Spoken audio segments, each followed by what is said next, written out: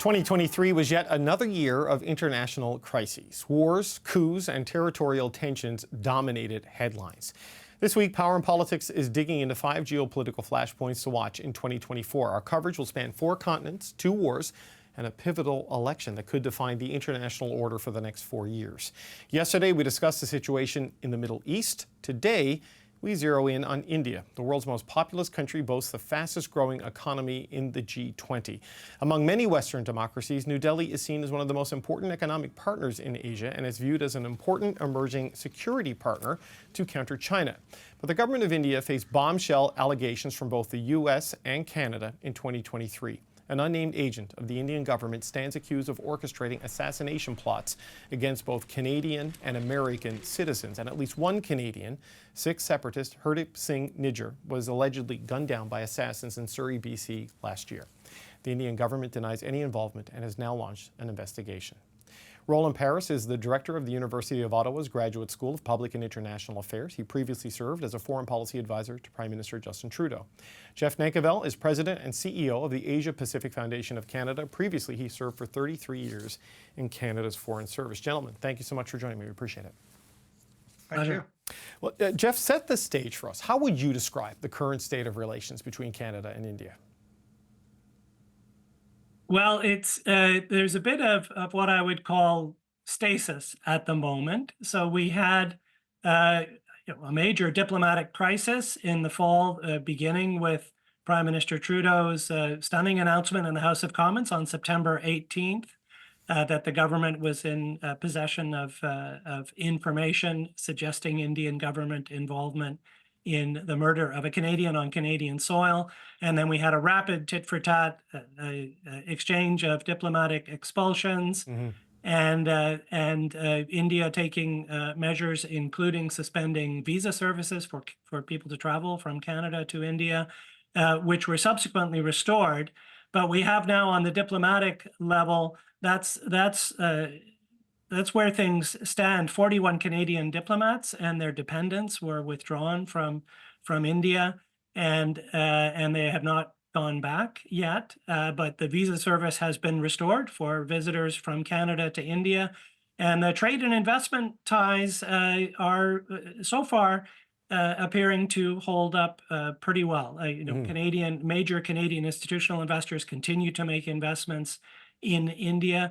And the trade flows continue, and the student flows, which are very important for Canadian educational institutions, have continued to be robust as well. Okay, so Roland, despite the headlines, a lot of the things that, the day-to-day connections seem to continue, but, New Delhi was, pretty indignant when Justin Trudeau accused the Indian government of a role in Nijjar's murder, and that tone kind of changed after the U.S. unsealed that indictment, revealing this much larger assassination campaign. What do we take from that in terms of where this issue and this relationship is headed? Well, I think that Jeff is right. Initially, there was a really rapid worsening of the relationship with India retaliating against Canada. Things have stabilized now, in part because the Trudeau government decided to turn down the volume, and in part because the U.S. Indictment landed. And so it's difficult to say, what's happening behind the scenes. The FBI director traveled for the first time in a very long time to India in December. The Americans have clearly been sending a message that they expect Indian cooperation in investigating these matters, and the Indians announced that they would have an investigation. So I think that the ball now is really in India's court. How serious is this investigation going to be? Will there be accountability?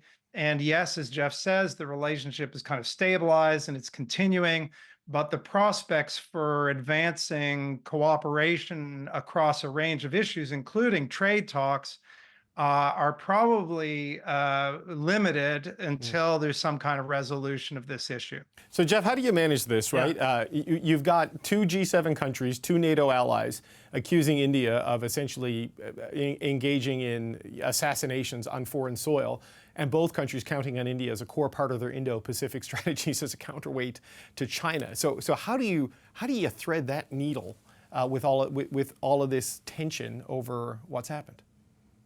Well, and I would add one note to Roland's context, which is we have national elections pending in India in April or May for the national parliament, and so whatever moves are made between India and other countries will certainly be affected by the fact that the Modi government will be in full election campaigning mode, as will the other parties across India. In terms of managing the situation, the Americans have taken a strategy. First of all, it wasn't the American administration, in contrast to Canada. It wasn't the American administration that unveiled the information about the charges. That came from the police. Now we do expect, and there have been unnamed sources telling the Globe and Mail to expect charges to come soon on the Canadian case from the RCMP, but that hasn't happened yet. And so on the administration side, in fact, Secretary of State Blinken said just the other day that he was happy that India had appointed a high-level committee to look into this matter. And at the same time, the hope of the United States was that the strategic relationship would not be affected by this matter. So I think the Americans are very clearly signaling how they want to try to contain this. And I think we know diplomats of both Canada and India are working pretty hard. The two foreign ministers do speak to each other, and I think they're working pretty hard also to at least prevent the situation from getting worse than it has been, and to try to maintain a stability and keep talking. So Roland, how do you build this security relationship that everyone's kind of looking for with India to sort of counter China's assertiveness in that part of the world, with assassination campaigns at the heart of the discussion, alleged assassination campaigns at the heart of the discussion here?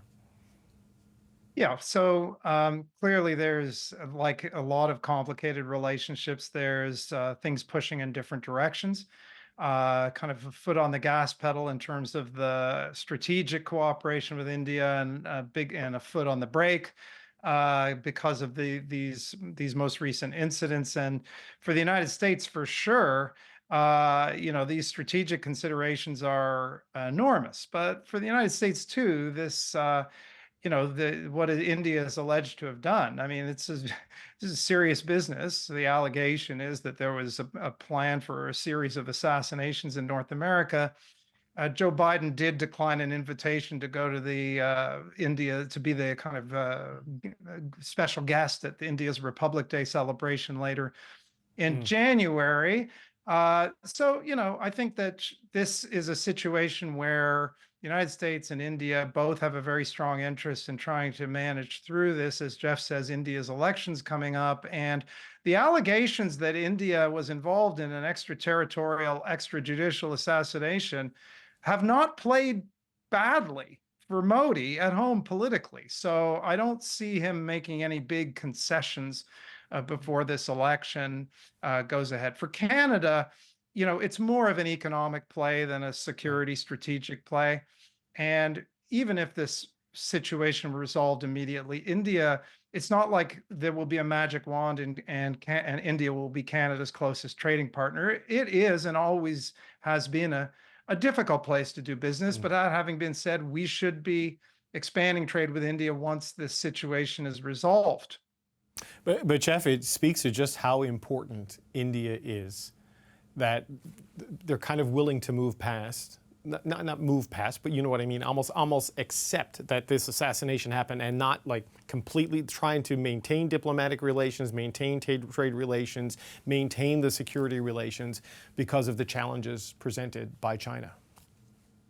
Well, it's the challenges presented by China. It's also the fact that India is the fastest growing large economy in the world, and steadily moving up into the ranks of the top 5 economies in the world, and one with, in comparison with China, one with a much better demographic profile of its population. India has a much younger population, a much larger working age population, and so, as Roland mentioned, it's a difficult place to do business. It's had that, that's been the situation for decades. But the opportunities are clearly there.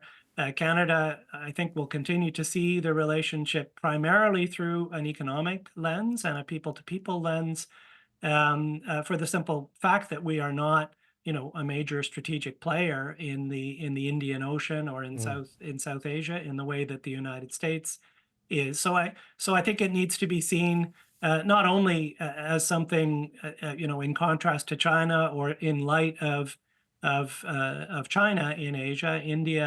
India is a major player in its own right, and what Canada does in other parts of Asia, including a major push these days to expand Canadian engagement in Southeast Asia, Right. needs to take India's role and growing economic and political weight into account.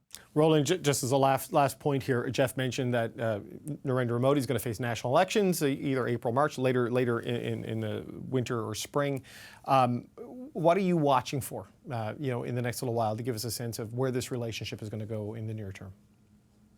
Well, I hope to see some indications from India, perhaps in public comments, maybe in response to the United States, of progress being made in an investigation in India. I think that, the Indians have to know that this is not going to go away. Yes, the United States has other strategic imperatives that it's balancing with its wish for India to take responsibility for this, what appears to have been, or what's alleged to have been, a pretty atrocious assassination. And certainly, if there are charges laid in Canada, as I expect that there eventually will be, more information is going to come to light. I can't imagine any Canadian government just kind of brushing this under the carpet. It's not going to go away. India is going to have to find a way to demonstrate that it can explain what happened and provide some kind of accountability. It has learned already, though, I think, that this kind of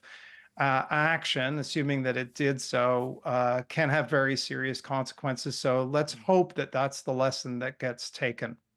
Gentlemen, appreciate the time and the insight. Thank you so much. Jeff Nankivell and Roland Paris, thanks so much, gang.